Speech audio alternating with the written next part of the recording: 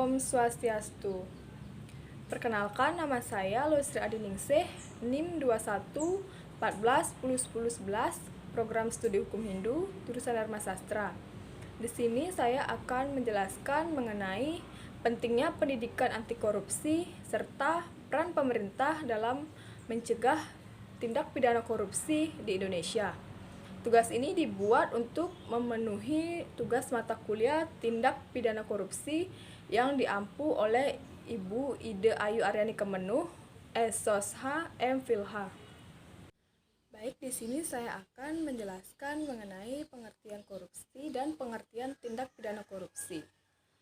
Nah, yang dimaksud dengan korupsi adalah suatu perbuatan yang dilakukan dengan sebuah maksud untuk mendapatkan beberapa keuntungan yang bertentangan dengan tugas resmi dan kebenaran-kebenaran lainnya.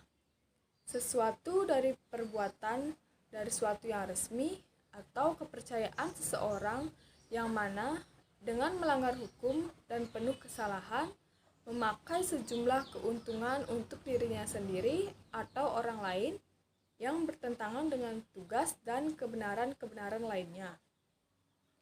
Sedangkan tindak pidana korupsi dapat diartikan sebagai sebuah pelanggaran hak-hak sosial dan hak-hak ekonomi.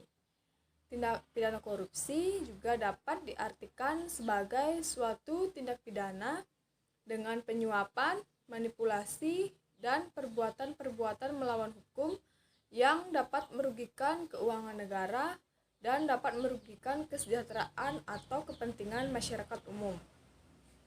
Sehingga tindak pidana korupsi dapat digolongkan sebagai kejahatan luar biasa atau extraordinary crimes.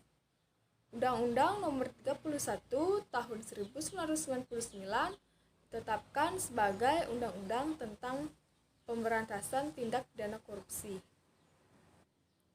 Lalu, apa pentingnya pendidikan anti korupsi? Pendidikan anti korupsi melalui jalur pendidikan dikatakan lebih efektif karena pendidikan merupakan proses perubahan sikap mental yang terjadi pada diri seseorang. Dan melalui jalur ini, lebih tersistem serta terukur, yaitu perubahan perilaku anti korupsi.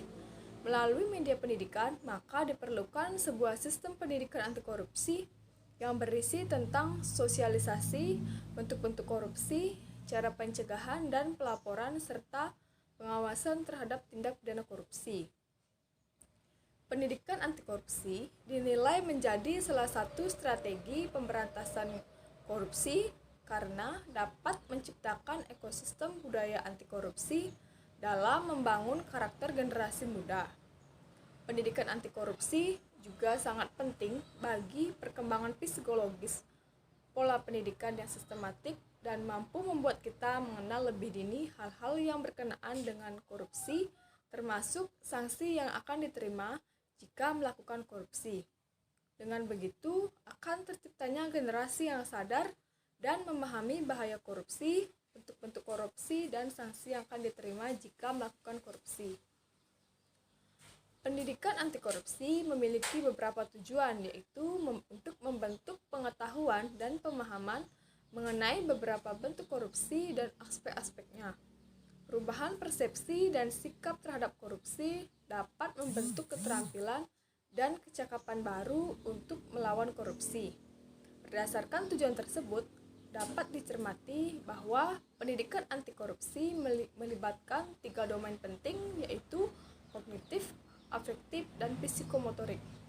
Yang pertama, aspek kognitif, yang menekankan pada kemampuan mengingat dan memproduksi informasi yang telah dipelajari, bisa berupa mengkombinasikan cara-cara kreatif atau mensintesiskan ide-ide dan materi baru.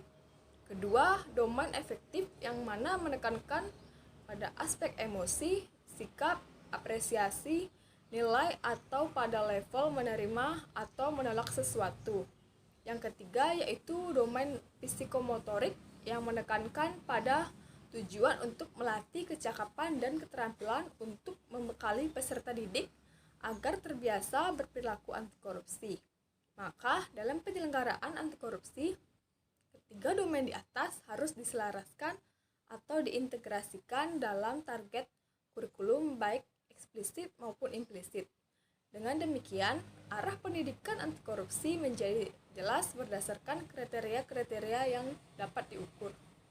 Selanjutnya, apa saja peran pemerintah dalam mencegah tindak pidana korupsi Indonesia? Nah, adapun upaya yang dapat dilakukan pemerintah terhadap merebaknya kasus korupsi Indonesia adalah sebagai berikut. Yang pertama, meningkatkan pengawasan dan penjagaan terhadap sistem administrasi dan birokrasi pemerintah guna meminimalisir kasus korupsi. Yang kedua, memberikan hukuman atau sanksi yang tegas bagi para pejabat yang melakukan tindak pidana korupsi. Yang ketiga, memberikan penyuluhan berupa pengajaran serta pemberitahuan kepada masyarakat agar lebih teliti dalam memilih pejabat dan penguasa yang akan berkuasa. Yang keempat, mengajak berbagai elemen masyarakat dan lembaga pemerintahan untuk bekerja sama dalam memberantas korupsi. Yang kelima, menanamkan jiwa nasionalisme, rasa cinta tanah air, dan sifat kejujuran kepada para pejabat. Dan yang terakhir yaitu melakukan reformasi pemerintahan sehingga pemerintah lebih transparan dan terbuka kepada masyarakat. Sekian yang dapat saya sampaikan. Bila ada kata yang kurang berkenan, saya mohon maaf dan saya tutup dengan menghaturkan para mesanti. Om Santi Santi Santi Om.